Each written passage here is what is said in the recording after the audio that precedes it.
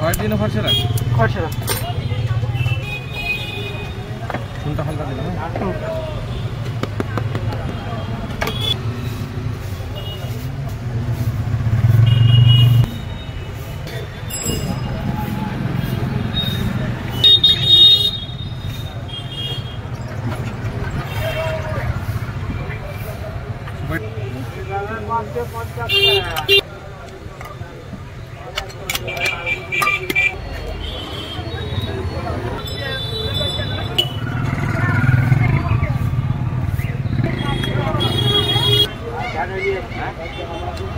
দিতে পারবে না বল